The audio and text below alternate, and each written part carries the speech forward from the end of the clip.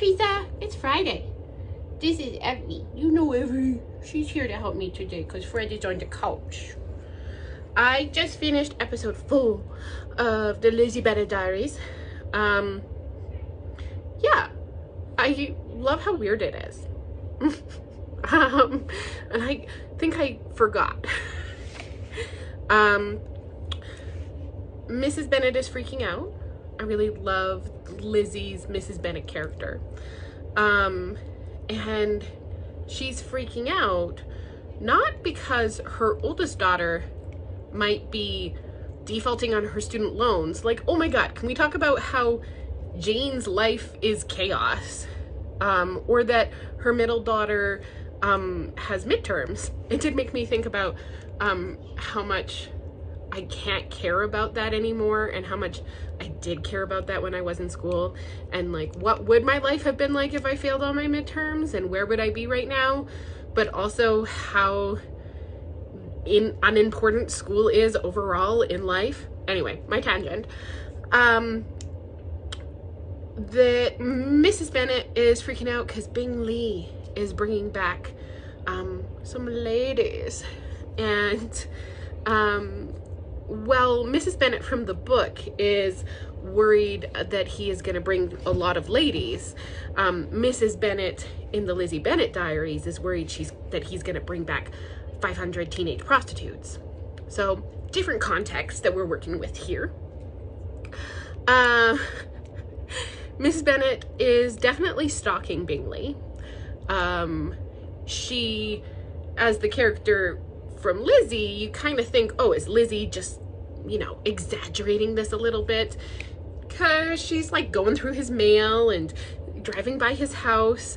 Yeah, and then Lydia comes in and lets us know that their mom paid her to drive by Bingley's house.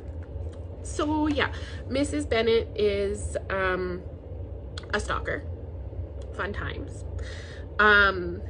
Lydia actually may be my favorite character on this rewatch. We'll see how that goes. I remember her being annoying like Lydia, but I kind of love that Lydia came in and like threw things at the camera and just kept like messing up her sister. She took a picture of her while she's in her getup for Mrs. Bennet and, you know, blackmailer material.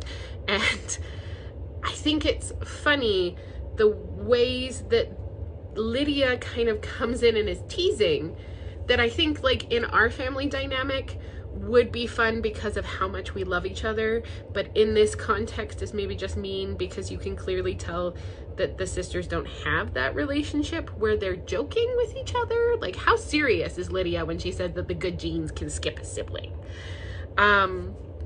So Lydia found out that Bingley only brought his sister and a man.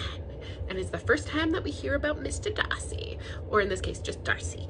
Yeah,